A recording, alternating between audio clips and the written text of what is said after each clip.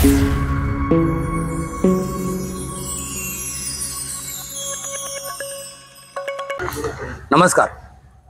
आज आपण बिलोली तालुक्यातील बामणी येथील एका शेतकऱ्याशी संवाद साधणार आहोत आणि संवाद साधण्यामागं असं एक कारण आहे की त्यांनी काल ते परवा म्हणजे 2-3 दिवसाखाली प्रशासकीय कार्यालयामध्ये एक तक्रार दिलेली आहे आणि त्या तक्रारीमध्ये त्यांनी असा उल्लेख केलेला आहे की नांदेड जिल्ह्याचे विद्यमान खासदार जे काँग्रेसचे खासदार आहेत प्राध्यापक रवींद्र चव्हाण आणि जिल्हा परिषदचे जे माजी सभापती आहेत संजय आप्पा बेळगे यांनी माझ्या चित्ताला त्यांनी आज्ञा द्यावी.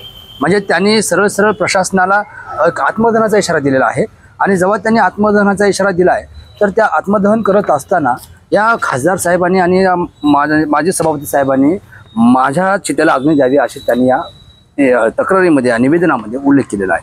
नेमकं यांची तक्रार नेमकी काय आहे आणि त्यांनी प्रशासकीय यंत्रणेला कशामुळं आत्मदहनाचा इशारा दिलेला आहे या संदर्भात आपल्याशी संवाद साधण्यासाठी आपल्यासोबत बामणी येथील शेतकरी जे सिद्धप्पा पाटील कत्रे आपल्यासोबत आहेत. पाटील, नेमकं कारण काय आहे की आपण प्रशासकीय यंत्रणेकडे आत्मदहनाचा इशाराची मागणी केली आहे, आत्मदहन करणार आहात आणि सोबतच आपल्या जिल्ह्याच्या खासदारांना आणि माजी सभापती साहेब बेळगे साहेब आणि चव्हाण साहेब यांना तुम्ही चितेला अग्नी देण्यासाठी सुद्धा त्या पत्रामध्ये उल्लेख केला, तर काय सांगाल? जे उल्लेख का केलो म्हणजे खासदार साहेब आहे आमचे संजयप्पा बेळगे आहेत म्हणजे जातीवादीवर जाऊन हो दोन्ही जाती मराठा आणि लिंगायत आणि भांडण करणारा त्या जातीचा आहे म्हणून या दोघांना समजूत विचारतोय. हा जोड विनंती आहे त्याने दोघांनी तहसीलमध्ये बसून त्याची निर्णय दिल्यास हा आभार आहे. जर न दिल्यास तरी मी आत्मदहन करण्यास तयारच आहो. जरी ज्यावेळेस म्हणजे नेमकं विषय नेमकं काय आहे? विषय चांगला विषय ज्यावेळेस तहसीलदार साहेबाला आम्ही मूळ संचिका मागितलो कोर्टात दाखल करण्याकरता. कशाची संचिका होती? म्हणजे होटलप्पा परमेशा याने जी डिग्रीच्या माझा मामा होय होटलप्पा परमेशा त्याने मला दत्तक घेतली जमीन की ह्या कोर्टाने जे गोविंदराव वकील मागेले तुम्ही कशाच्या आधारे फेर लावला ते आम्हाला पहिले उल्लेख केले नव्हते. नंतर खाल्ल्या कोर्टामध्ये जे कशाच्या आधारे फेर लावल्या जमीन वाढी करला त्या असं म्हणल्याबद्दल की आम्ही म्हणले बाबा डिग्रीच्या आधारे फेर लावला मामा मला दत्तक घेतलेले बरोबर आहे. त्याने म्हणले की वकिलाला बोलून दाखल करा.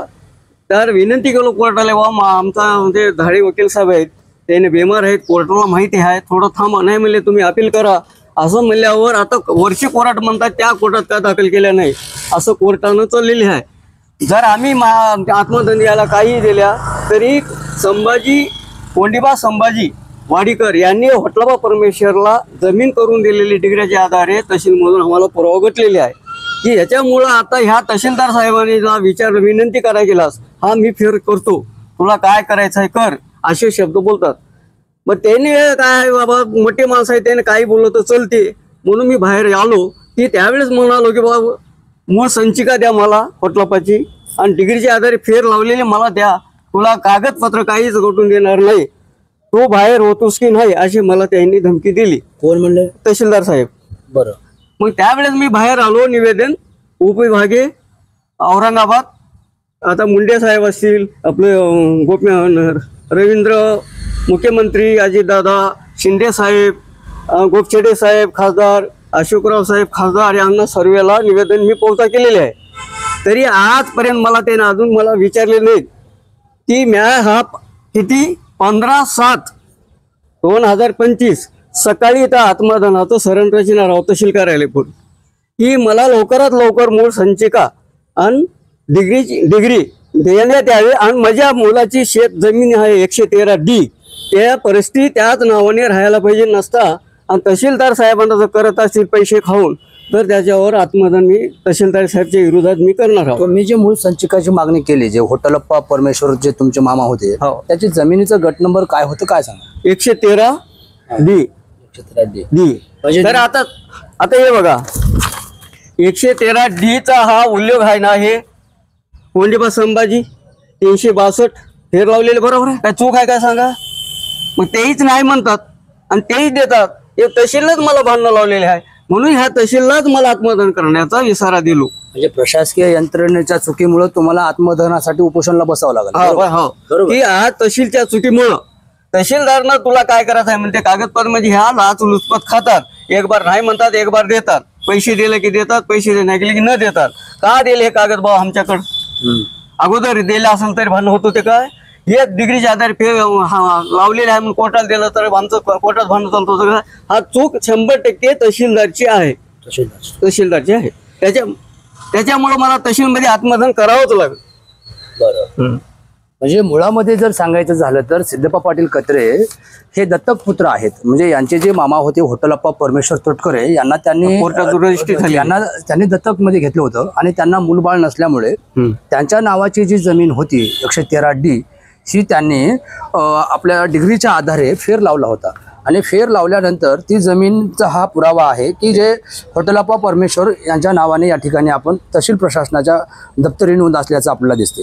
मात्र जेव्हा सिद्धप्पा पाटील कत्रे यांनी प्रशासकीय यंत्रणेला संबंधित जमिनीच्या कागदपत्राची प्रथमतः मागणी केली होती तेव्हा त्यांनी आमच्याकडे कुठलेच पुरावे उपलब्ध नाहीत असं त्यांना म्हणून सदर प्रकरणासाठी टाळाटाळ केली होती. मात्र ज्यावेळेस सन्माननीय कोर्टाकडून जेव्हा यांना मूळ संचिकाची मागणी करण्यात आली तेव्हा त्यांनी सिद्धप्पा पाटील यांनी पुन्हा एकदा अजून प्रशासकीय यंत्रणेच्या तहसील कार्यालयामध्ये जाऊन आपली तक्रारी निवेदन म्हणा विनंती अर्ज करून त्यांनी मूळ संचिकाची मागणी करण्याचा प्रयत्न केला. तेव्हा त्यांना हा एक त्या संदर्भात या ठिकाणी ही डिग्रीचा हा कागद दिसला आणि यामध्ये सरळ सरळ यावर आपण पाहू शकता तहसील कार्यालयाचा हा शिक्का सुद्धा ह्यावर लिहिलेला आहे. म्हणजे या ठिकाणी आपण जर पाहिलं तर या ठिकाणी कोंडीबा संभाजी यांची जमीन होटलप्पा परमेश्वर यांच्या नावाने या ठिकाणी करण्यात आली असं यावर सरळ सरळ उल्लेख असल्याचा सुद्धा पत्र दिसते आणि हे तहसील कार्यालयाने दिलेला हा पुरावा आहे. मात्र हे सर्व होत असताना प्रशासनाने जर हे कागद जर आपल्याला मिळू शकते तर याची मूळ संचिका का मिळू शकत नाही, मूळ डिग्री का मिळू शकत नाही असं म्हणणं ह्या सिद्धप्पा पाटील कत्रे यांचं आहे. जर हा पुरावा जर प्रशासकीय यंत्रणेच्या रेकॉर्डला असेल तर मूळ डिग्री देऊन मला उपकृत करावे अशी मागणी सिद्धप्पा पाटील कत्रे यांनी तहसीलदारांकडे केलेली आहे. जर येत्या काही दिवसात जर प्रशासनानं जर मूळ संचिका जे होटलप्पा यांच्या जमिनीची मूळ संचिका आहे, मूळ डिग्री आहे ते जर मला उपलब्ध करून दिली नाही तर मी आपल्या तहसील कार्यालयाच्या प्रांगणात सरण रचून आत्मदहन करण्याचा इशारा त्यांनी यावेळी दिले. आणि सदर सरण रचिताना नांदेड जिल्ह्याचे खासदार माननीय रवींद्र चव्हाण आणि सभापती जे जिल्हा परिषदेचे माजी सभापती आहेत संजय अप्पा बेळगे यांनी माझ्या चित्ताला अग्नी द्यावं असं त्यांनी सुद्धा या निवेदनामध्ये नमूद केलं आहे. 15/7 आणि यांच्या आत्मदहनाची तारीख आहे 15 जुलै 2025. त्यामुळे आता प्रशासन सिद्धप्पा पाटील कत्रे यांनी ज्या दिलेल्या आत्मदहनाच्या इशाऱ्यावर काय कारवाई करेल, यांनी मागणी केलेली मूळ संचिका त्यांना किती दिवसात देईल याकडे आता संपूर्ण बिलोली आणि नांदेड जिल्ह्याचं लक्ष लागून राहिलेलं आहे. कॅमेरामॅन देवदास सोबत यादव लोकरे, बिलोली.